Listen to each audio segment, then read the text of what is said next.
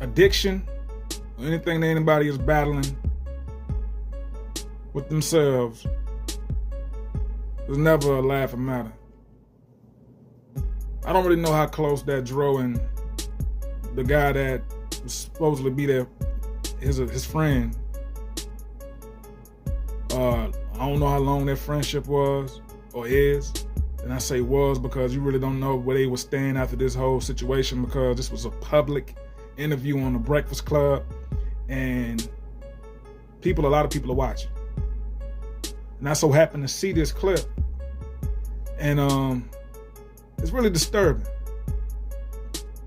When somebody laughs like that, and more than one time that they laugh at a serious matter that Dro was speaking on, it kind of rubs you the wrong way and kind of makes you look as if like you really have to check your circle. You really have to check the people who are around you. Because a lot of people, and this is the situation that a lot of people get themselves into a situation when they could have got out of a situation. When people have associates, but they label them as friends, and they seem to overlook small details. And when you come and you surround yourself and you have people surround you and you overlook the small details, you can land yourself into a situation with someone that you should have got rid of a long time ago. They should no longer be around you, but you chose to overlook small details that really isn't small, but to you may look at it as small because you still may associate yourself or still be friends with someone that you chose to overlook a smaller detail which was small to you, which wasn't really small. Like this situation right here is something that may be small that he'd be like, okay, we'll be cool the next day. Let's just say, for an example, if that was the situation. And you continue being friends, or someone that you label as a friend but really is an associate, because associates can be around and be leeches and hang around you too. But you label them as a friend just because they're around for so long, but they're not.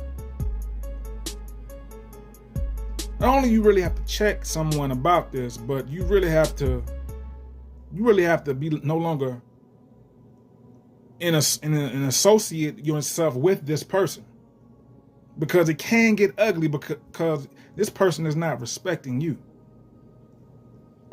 I don't know what type of jokey joke, or like I said, I don't know the relationship between Dro and this other guy that kept laughing in the background, but obviously this guy in the background don't take Dro and don't respect Dro. And when it comes down to people that not respecting you and choose to laugh while you on a big radio platform and do it more than once and think that it's okay to do so. Respect is important. And if you don't have that respect and that person choose to do something as disrespectful as laugh in the background, then you know what you got to do. You have to go in with being one way. Don't be the goofy guy or the funny guy when you can't back it up with seriousness. Because some people may label your sense of humor because you have a sense of humor so much so they feel as if they can play with you.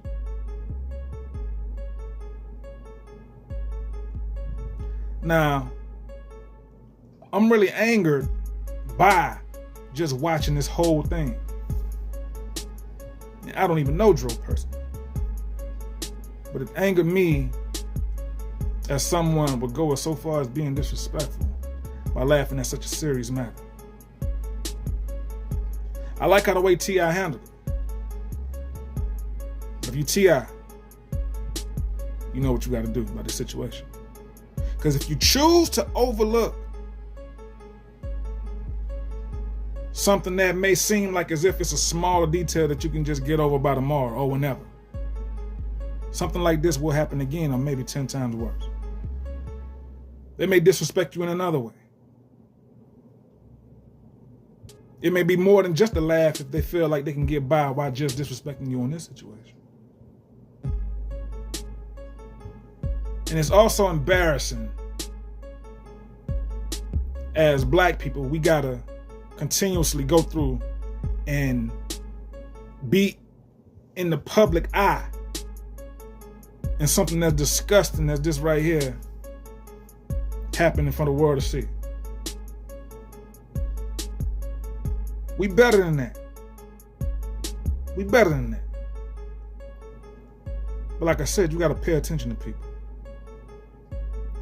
You gotta pay attention to people when you first meet them. You have to make people feel your aura, your presence. The way you ain't even got to say a word, they know. Not to come with the disrespect. Now, if you give off that aura and your whole energy lets them feel like they can get away with some shit, or they gonna try to get away with some shit. Wanna know why? Not only they weren't raised right, but they have no respect for you. And it's gonna be hard to try to gain some respect after you keep letting other disrespect slide. See, for this moment right here, you know what this told me? It told me that Dro let a lot of shit that this man did that was disrespectful slide. Because Dro got a sense of humor. So not only do he let it slide, he may laugh at himself. And so when this dude get on this public platform like this, he feel like, hey, it's okay for me to laugh. He let me get away with this far, but other stuff, don't be trying to show out in front of the cameras now. Nah, because see, people realize if you trying to put up a front or something, when you normally don't check them on something, and they feel like they could probably try to play with you in front of the public because you let other shit slide, and you try to get mad and buck up, then they're gonna be like, man, get the fuck out of here. Don't be trying to act hard and act tough in front of the camera. Not saying that about Dro, because Dro is a stand-up guy. But I'm just using this in general, like generally speaking, for anybody. People know who to play with, and they know who be front. He got quiet when T.I. spoke, because T.I. keep the same energy. He ain't with the goofy shit. But when Dro said what he said, the man still came back and he said, you ain't finna do nothing. You gonna hurt yourself. And when I said that, I was like, wow. He really don't respect Dro. So with Dro being on this new journey, the only thing Dro can do is just be Dro. Disassociate yourself and continue to move forward. Don't try to do nothing physical with this man, because this man saw that from what he've encountered with you, or how long he been knowing you, you let a lot of stuff slide. So don't try to act like you don't want to let this slide when you've been letting it slide. The only reason why Dro got mad because it was public, I feel. Everybody gonna see it. So we gotta check it to make it look like, okay, I ain't with the disrespect. When normally behind closed doors, something like this, you would never even pay attention to. And he know that. That's why he chose to try you in front of the public eye, because he know that you ain't gonna say nothing. You ain't never said nothing before, because if you did, he wouldn't have the audacity to try to do it in public like that. Like I said, people know who to play with. They know who they can feel like they can try to get away with. And it's all because you let that happen. But thank God T.I. was there. We don't want to see two brothers going at it. We don't want to see two brothers, doing anything either further than anything. I don't even want to say it because I don't even want to put that in that. But what I do know, when you let disrespect slide one time, don't be surprised when they show up at your door again.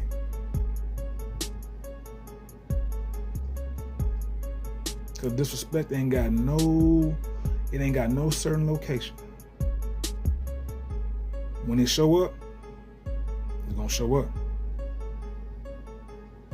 And don't you try to switch up and try to act like you somebody when you normally let the disrespect show up and just sit right on your damn couch.